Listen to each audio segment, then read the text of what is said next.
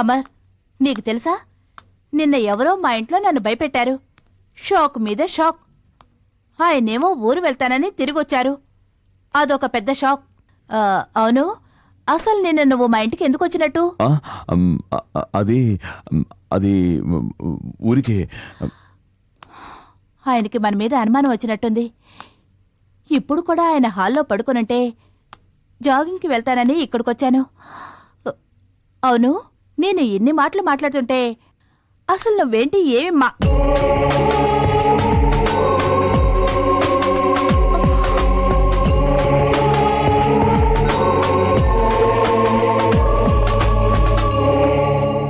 నిన్ను గుడ్డిగా ప్రేమించి నమ్మినందుకు గట్టిగానే గుణపాఠం చెప్పావు. ఊరకుక్కను తెచ్చి ఇంట్లో పెట్టుకుని ఎంత బాగా చూసుకున్నా ఊరి మీద పడి తిరగటం మానదు. ఛీ, నీకేం లోడ్ చేశాను చెప్పు. చెప్పవే, చెప్పమంటున్నానా? కమాన్, టెల్ మీ.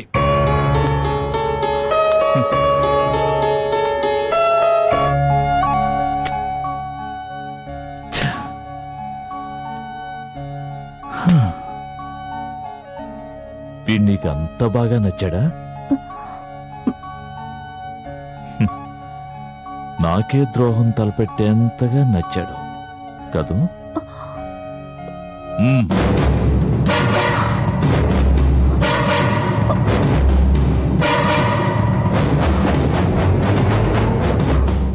భయపడకు, మిమ్మల్ని విడదీయను.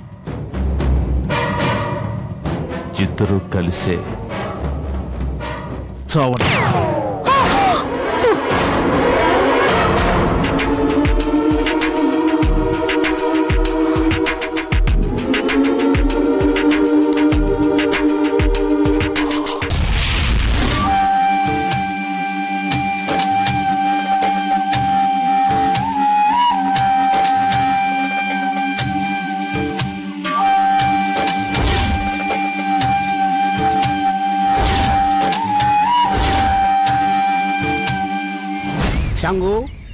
సహోదరా, నర్మద నా సాయాన్ని నిరాకరించి ఆపదల పాలైంది.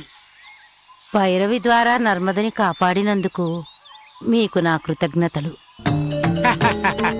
తను మనతో సహకరించినా సహకరించకపోయినా నర్మదను కాపాడుకోవడం మన కర్తవ్యం. తండ్రి, మాంత్రికుని శిష్యుడు నర్మదని యక్షునికి బలి ఇచ్చి మన శక్తిని నిర్వీర్యం చేసి పూర్ణిమ ఆత్మని అపహరించాలి అనే పన్నాగంలో ఉన్నాడు. మాంత్రికుని అంతం చేయగల శక్తి ఉన్న నర్మద జాతకం ఇప్పుడు మాంత్రికుడి శిష్యుడి చేతిలో ఉంది. నర్మద మన సహాయాన్ని నిరాకరిస్తున్న ఈ సమయంలో వాడు నర్మదను తనకు అనుకూలంగా మార్చుకుంటాడేమోనని నాకు భయంగా ఉంది. భయపడకు, బుద్ధి కర్మానుసారుని. నర్మద కొన్ని రోజులు కష్టపడాల్సి ఉంది, అందుకే నీ సహాయాన్ని నిరాకరిస్తోంది. నర్మదకి తనకున్న అపూర్వ శక్తి గురించి త్వరలోనే తెలుస్తుంది. ఆ తర్వాత తన కర్తవ్యం ఏమిటో ఆమెకే తెలుస్తుంది. అప్పుడు తిరిగి దైవ సహాయాన్ని అర్థిస్తుంది. కాలనేత్రుడు అంతవరకు నర్మదని వదిలిపెడతాడా? కాలనేత్రుడు పూర్ణిమ ఆత్మని వెతికే ప్రయత్నం ప్రారంభించాడు. వాడు నర్మద జోలికి రాకుండా ఉండాలంటే ఒకే ఒక మార్గం ఉంది. పూర్ణిమ ఆత్మ ఉన్న ప్రతిమని కాలనేత్రుడికి అందేటట్లు చేయడమే. పూర్ణిమ ఆత్మని ఆ మాంత్రికుడి వశం చేస్తే ఇన్నాళ్ళు మనం పడ్డ శ్రమంతా వృధా కాదా? ప్రతిమనే ఇస్తున్నాం, ప్రతిమలో బంధించబడిన ఆత్మని విడుదల చేస్తున్నాం, అంతేగా తండ్రి? అవును, రండి.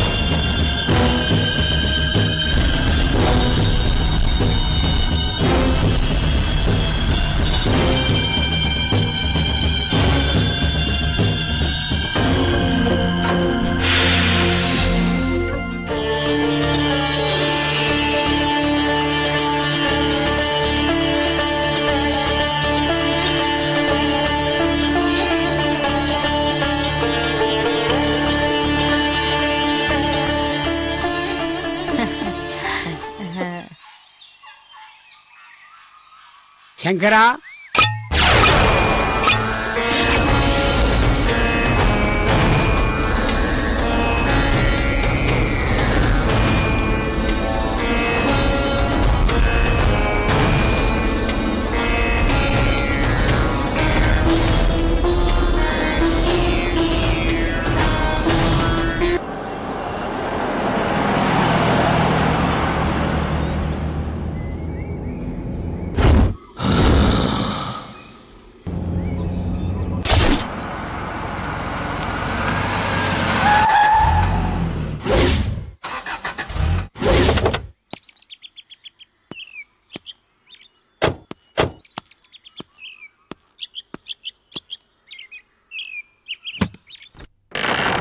అంతం కాదు, ఆరంభం.